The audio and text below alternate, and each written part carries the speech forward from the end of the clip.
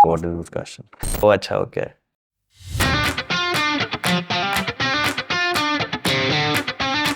तू क्या सोच I feel like hustle for me, what actually hustle for me was like.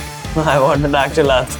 I mean, I wake up for Blue Oil. So people are expecting that we'll send some invites and all. Yeah. No, it's like open invite, everyone can come.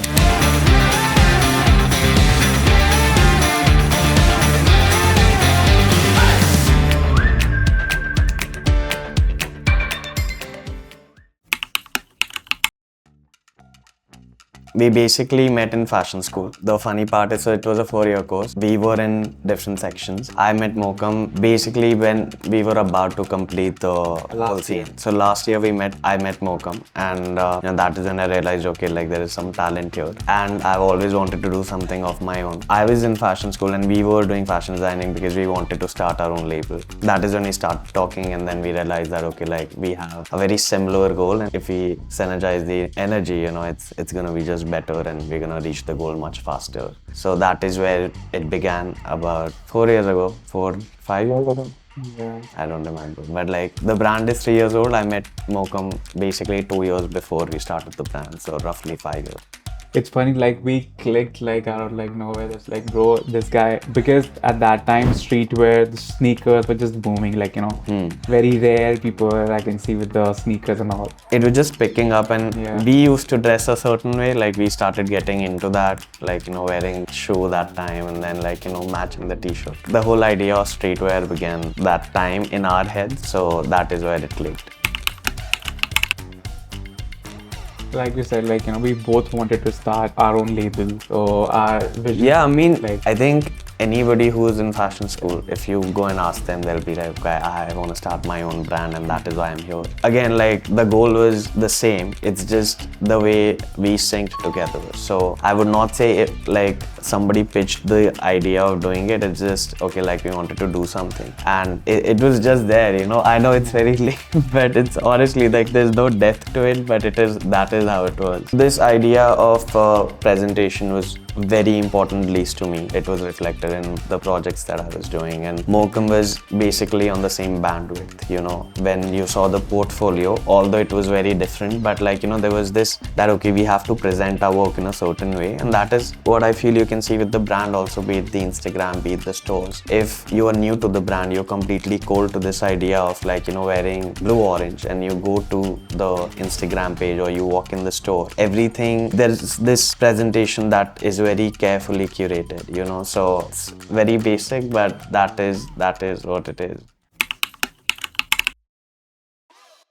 This, because this is our favorite colors, to be honest. Like we feel again, it's so simple, like there's no depth to it, but it is what it is. Even blue orange, when we always wanted, like, we want to name a brand which sounds very nice, like, the blue orange, like something has to be cool enough, like, and we wanted to make sure that it's not with Siddharth and Mokam. Yeah, it should not be behind the name. The brand should not rotate around us. It's an identity of its own, and like the vision was the brand should outgrow us and everything. So blue orange, when we decided, we had a few like animal names in place as well, like ostrich and all of that, and then I got to know about trademarks and how difficult it would be to get like an ostrich to your name. Like also BLUE, like the full form is not even the full form of blue orange was not available, so we went with like an abbreviated form, which made the trademark easier.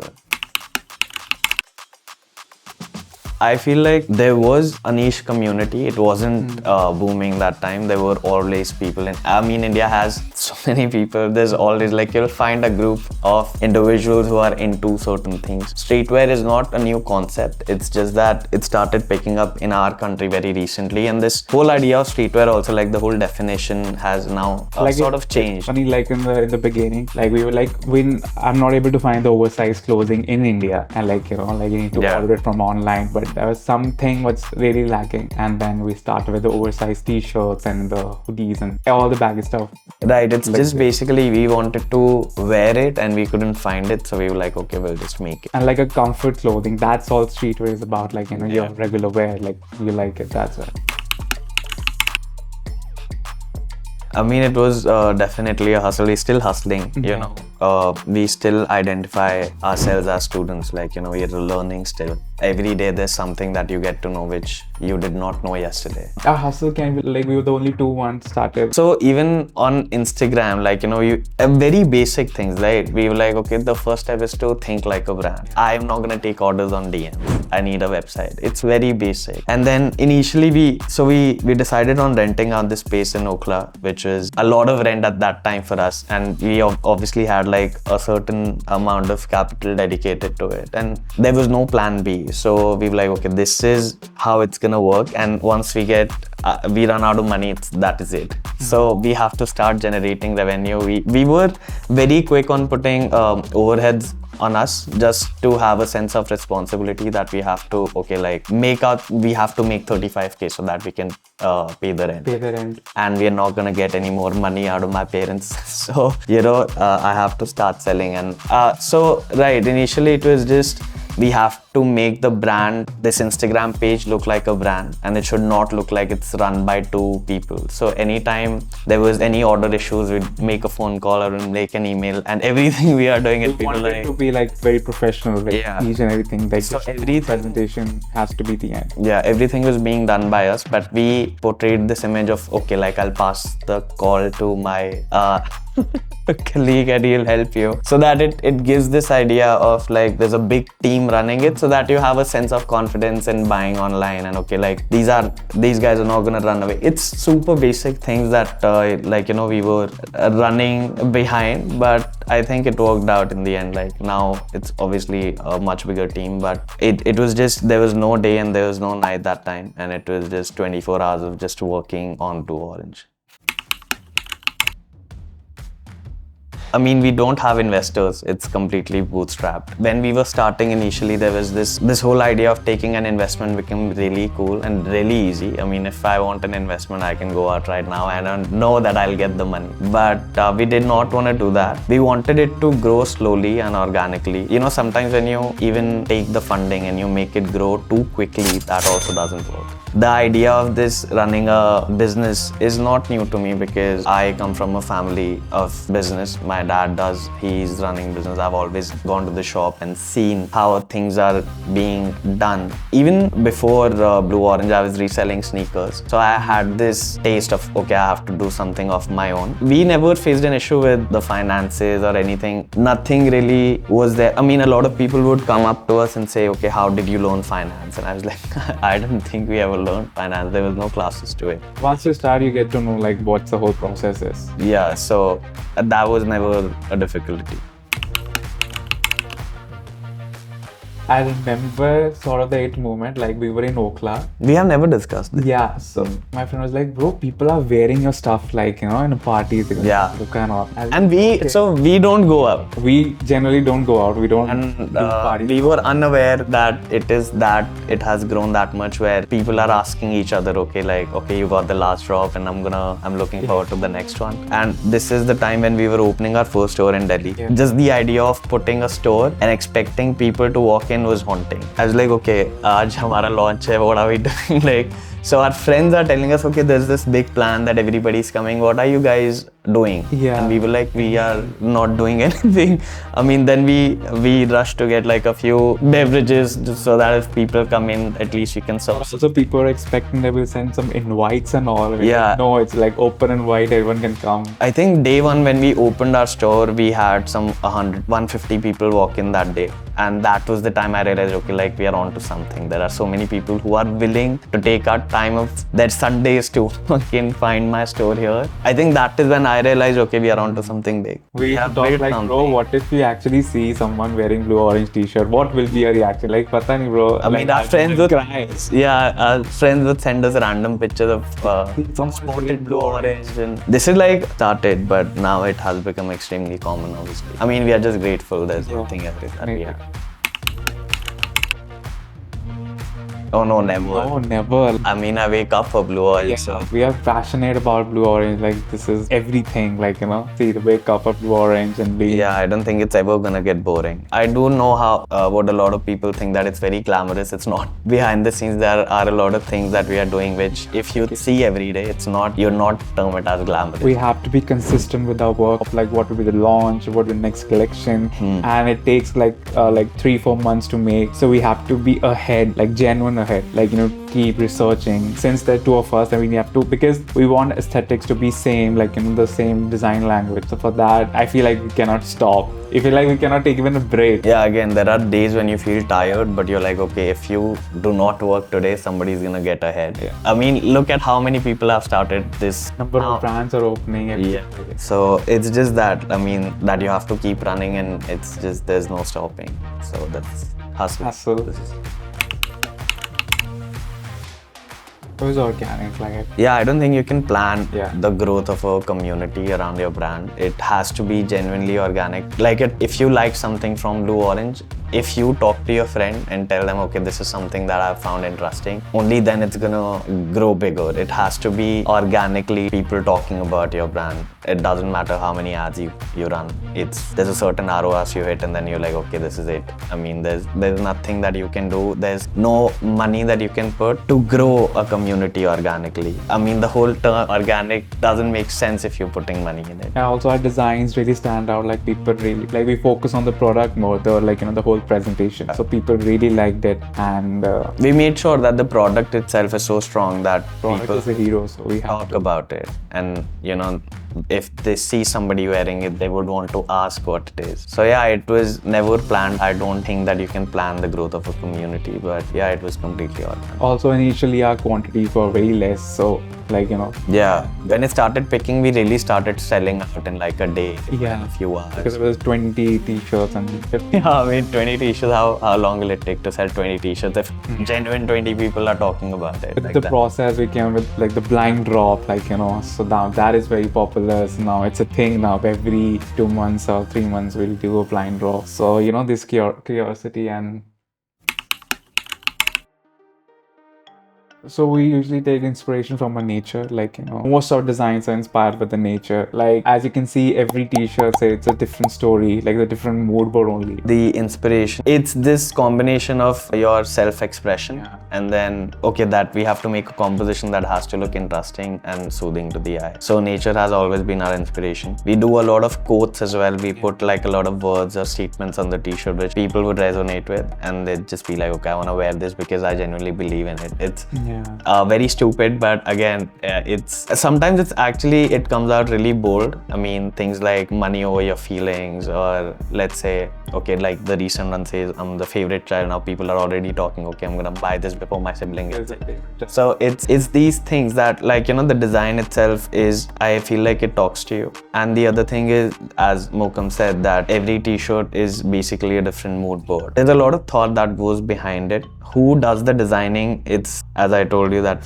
we met in fashion school. We are super passionate about design. So it has always been the both of us. None other designs can go out into production if, let's say, Mokam doesn't like it and I like it, or I don't like it and Mokam likes it. So there has to be a mutual yes from the both of us before it goes out. Yeah, there are a lot of things that we, for the longest time, kept doing by ourselves. Yeah, I mean, designing is something that I don't think we can ever hand down to somebody. Because, at least for however long I can keep it with me, I'll want to keep it like that. The ideas of blind drop, or what creators are gonna go, even the photography. Yeah. So the photography is still done by us. What ads are gonna be run and what exactly it's gonna say. Like, we're very personally connected. Yeah, we are still very personally in there. So somebody the other day commented that it feels like a friend, like Blue Orange feels like a friend, where if you DM, there's still, you might receive a reply. Like, it's very stupid, right? It's almost like, it's not like a brand which is trying to just sell, and it's a brand who's trying to talk or convey a story. So I don't think it can happen if you just keep delegating everything. I mean, something has to be original to you because it's your brand. So yeah, those are the things that we want to keep very personally to ourselves.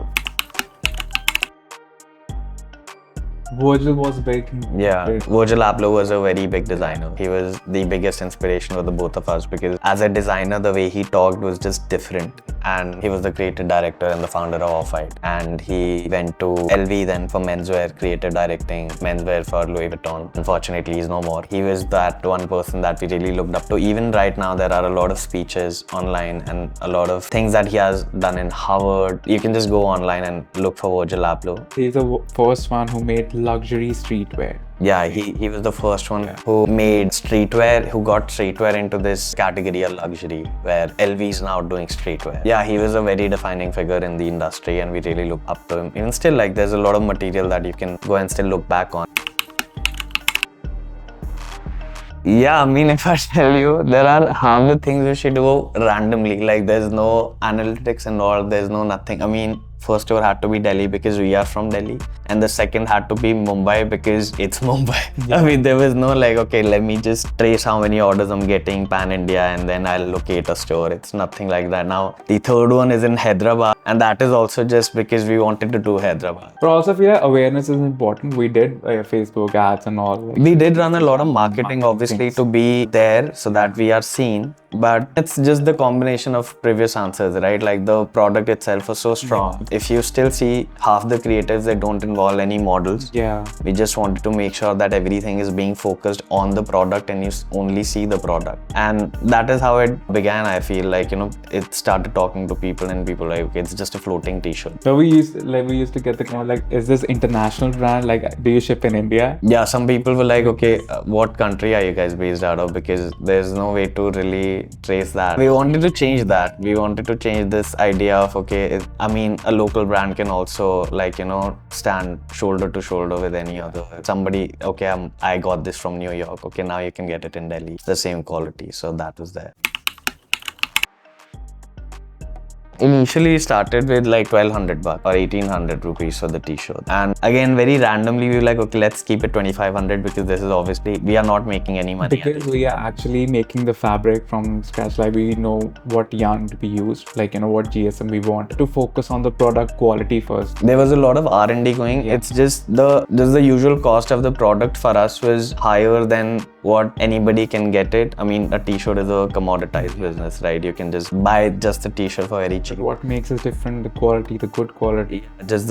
And then we started playing around with the number of 1800, 2500, and then we realized, okay, people are actually looking for something which is slightly more premium, because at 1200, 1800, you are so cluttered with everybody else, it will just not work out for you. People will just start to rationalize everything, like, why is this for 1200? I can get the same for 800. I mean, we just did not want to cater to that audience. Obviously, as we scaled with the stores and with our e-commerce, with the team, overheads also started going up. So we just wanted to keep the price at a point where we actually make some money. And yeah, it's much easier to cater to an audience which understands that they're buying the product for the design. Like, you know, you can't just rationalize everything. End of the day, it's a t-shirt, obviously. Why is it for 6,000? It's because of the design. It's designed. We always want Blue Orange as a like very good brand name and value. We wanted to obviously place it. I mean, this understanding also we got to know after, let's say, when we were a good 12 months in the business, where, okay, where exactly do you want to position the brand? Because we were just playing around with a lot of numbers and just trying to learn what hits. But yeah, this is where we see the brand growing, and I think it's just gonna go up from here.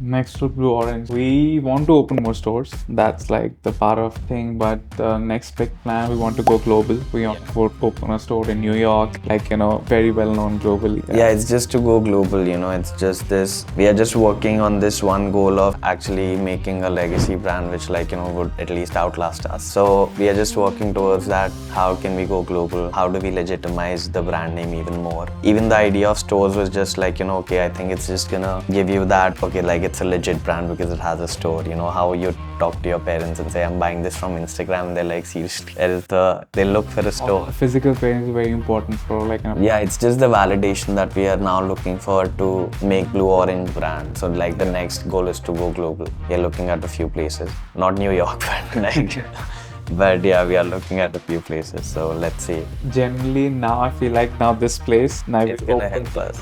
This place gonna help us. Now I have a proper place to focus on actual fashion show. Yeah. But no, I'm gonna do it like a very big, like the way the brand should be, like properly done. And of course, I'm working on it, to be honest. Like, we're gonna launch it next year, probably.